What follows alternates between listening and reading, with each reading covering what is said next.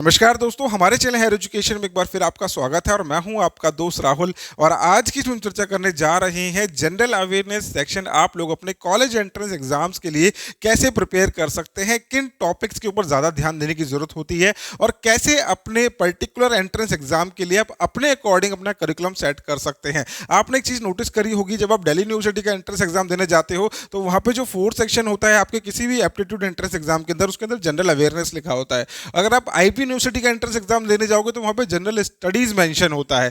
ऐसे ही जितने भी एंट्रेंस एग्जाम्स है, क्राइस्ट यूनिवर्सिटी का हो गया, सिम्बायोसिस यूनिवर्सिटी का हो गया, you have to analyse the section first कि उसमें अवेयरनेस लिखा है या फिर स्टडीज लिखा है। उसके अकॉर्डिंग अगर आप प्रिपरेशन करेंगे तो आपके लिए बहुत ही ईजी हो जाएगा। तो जल्दी से स्टार्ट करते हैं, मैं आपको बहुत ईजी वे में समझा देता हूँ। जनरल अवेयरनेस को दो पार्ट में डिवाइड करते हैं। पहला होता है स्टैटिक, दूसरा होता है डायनामिक। स्टैटिक क्या होता है? जो फैक्चुअल थिंग्स होती है, डेट्स वगैरह हो गए, इंपॉर्टेंट इवेंट्स हो गए जो कभी चेंज नहीं हो सकते, वो एक फिक्स्ड डेट पे हुए हैं। जैसे कि हिस्ट्री से रिलेटेड जो क्वेश्चंस आते हैं, कोई पॉलिटिशियन, कोई प्राइम मिनिस्टर, इनसे रिलेटेड जो क्वेश्चंस होते हैं वो स्टैटिक आपके नॉलेज के अंदर आते हैं। अब डायनामिक क्या होता है? जो कि टाइम के साथ चेंज हो रहा है, जैसे हम करंट अफेयर्स की फॉर्म में पढ़ते हैं। आज है, परसों क्या होने वाला है किसी को नहीं पता, पहले क्या हुआ था, किस डेट को हुआ था, ये इतना लॉन्ग टर्म हम नहीं याद रखते। ठीक है, ये फैक्ट्स नहीं होते, ये एक इवेंट के साथ में उसके अंदर अपडेट्स भी हो सकते हैं, उनके अंदर चेंजेस भी आ सकते हैं। तो ये एक डायनामिक इंफॉर्मेशन होती है जो टाइम टू टाइम चेंज होती रहती है। ठीक है, तो इसको हम क्या किस कैटेगरी में रखते हैं? करंट अफेयर्स की कैटेगरी में रखते हैं।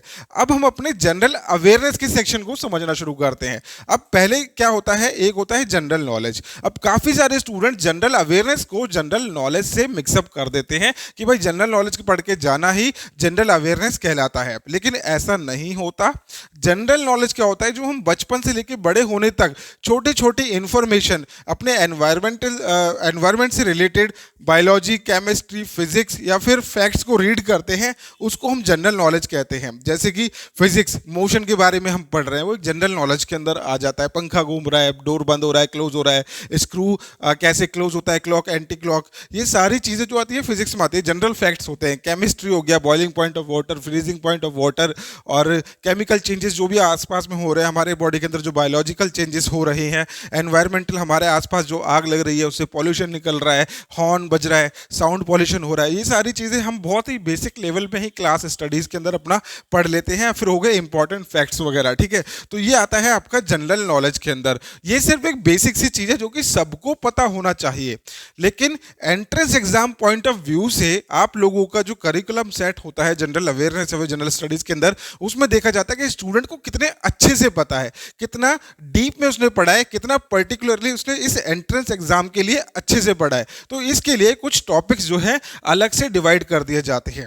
जैसे कि जनरल स्टडीज, मैंने अभी आपको थोड़ी देर पहले बोला था कि आईपी यूनिवर्सिटी के एंट्रेंस एग्जाम के अंदर जनरल स्टडीज पूछा जाता है, जनरल नॉलेज पूछा जाता है, लेकिन वहां पे जनरल अवेयरनेस नहीं होता, वो भी आपको समझ में आ जाएगा। अब जनरल स्टडीज में क्या होता है कि इसके अंदर हम हिस्ट्री को, पॉलिटिक्स को, ज्योग्राफी को, इकोनॉमिक्स को, जनरल साइंस को, इन पांचों सेक्शन को काफी डिटेल में पढ़ते हैं।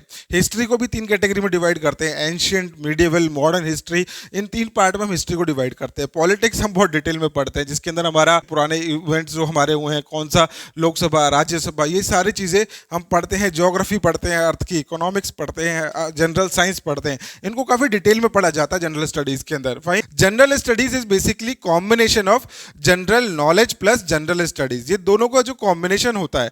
जनरल नॉलेज भी एक पार्ट है जनरल स्टडीज़ का ही। इसके बाद एक आता है हमारे एग्जाम के अंदर करंट अफेयर्स। अब आप बोलोगे कि जनरल अवेयरनेस नहीं बता रहे, इससे पहले आपको ये समझना जरूरी है। अब करंट अफेयर्स क्या होता है? जो आपके डे टू डे लाइफ के अंदर चेंजेस हो रहे हैं, कोई नया इवेंट हो रहा है, कोई पॉलिटिकल न्यूज़ है, कोई बिजनेस से रिलेटेड न्यूज़ है, कोई एप्लीकेशन लॉन्च हुआ है, टेक रिलेटेड इन्फॉर्मेशन है, तो डेली बेसिस पे जो हमारे इंडिया के अंदर या फिर इंटरनेशनल लेवल पे चेंजेस हो रहे हैं वो आपको पढ़ना होता है।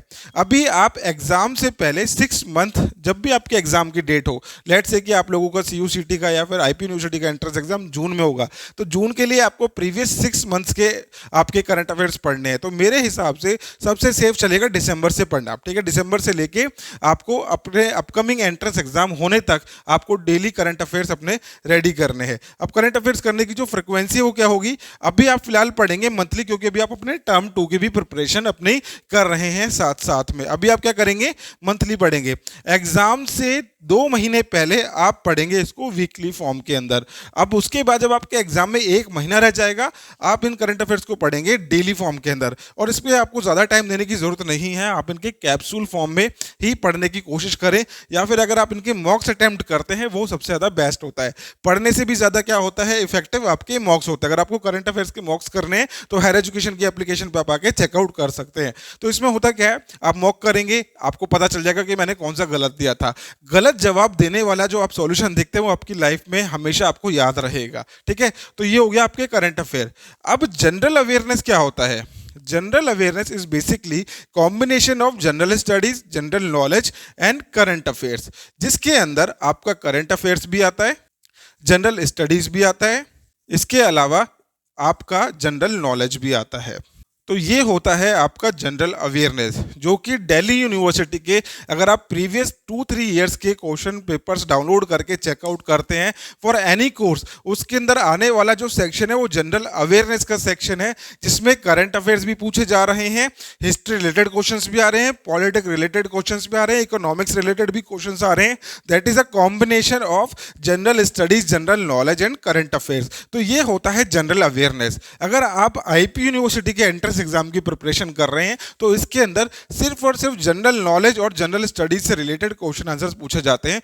आप चेकआउट कर सकते हैं, प्रीवियस ईयर के आंसर कीज भी हमारे पास हैं, हायर एजुकेशन की एप्लीकेशन पर अवेलेबल है, जिसमें आप एग्जाम का एनालिसिस करेंगे तो आपको पता चलेगा कि करंट अफेयर रिलेटेड कोई भी क्वेश्चंस नहीं पूछे जाते। तो ये है डिफरेंस आप लोगों को जनरल अवेयरनेस सेक्शन के अंदर जो समझने की बहुत ज्यादा जरूरत है। अब ध्यान में आपको क्या रखना है कि मेरे को कौन से टॉपिक पे ज्यादा हार्डवर्क करना है।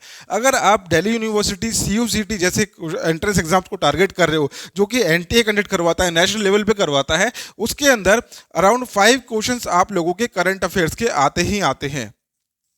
करंट अफेयर्स के आपको 5 क्वेश्चन तो देखने को ही मिलेंगे। इसके बाद हिस्ट्री, ठीक है, बाकी जो पोर्शन होगा किसमें से आएगा आपका, इसमें से आएगा, history, politics, geography, economics and general science. Around 10 to 15 questions आपको जनरल स्टडीज में से देखने को मिलेंगे और 2-3 क्वेश्चंस आपको जनरल नॉलेज में से देखने को मिलेंगे। लेकिन आपको ऐसा नहीं कि आपको अपने कोर्स रिलेटेड करंट अफेयर ही पढ़ना है, आपको overall industrial, technical field, political से रिलेटेड सारे इवेंट्स को कैप्चर करने की बहुत ज़्यादा ज़रूरत होती है। ऑफकोर्स ही बात है, it is one of the most difficult section in your entrance exam. लेकिन अगर आप इसको अपने डेली रूटीन में डाल देते हैं, डेली बेसिस पे थोड़ा थोड़ा कवर अप करने की कोशिश करते हैं, तो आप काफी अच्छे नंबर इसमें ला सकते हैं। तुक्के मार के इसके अंदर आप आउट ऑफ 25 नहीं लेके आ सकते, बट डेफिनेटली अगर आप इसमें हार्डवर्क करते हैं और प्रैक्टिस कर रहे हैं तो आउट ऑफ 25 आप 22-23 क्वेश्चंस इसमें करेक्ट भी कर सकते हैं। सो फ्रेंड्स, अगर आपको ये वीडियो अच्छी लगी हो तो लाइक जरूर करना, और अगर आप प्रिपेयर करना चाहते हैं कॉलेज एडमिशन एंट्रेंस एग्जाम्स के लिए तो हम मोर देन 25 एंट्रेंस एग्जाम्स की प्रिपरेशन लाइव बैच के थ्रू करा रहे हैं, और इसका लिंक मैंने आपको डिस्क्रिप्शन में दे दिया है, आप जरूर जाके चेकआउट कीजिए। और वीडियो अच्छी लगी तो लाइक जरूर कर देना भाई। मिलते हैं नेक्स्ट वीडियो में अच्छे तरीके के एजुकेशन कंटेंट के साथ। Thank you so much.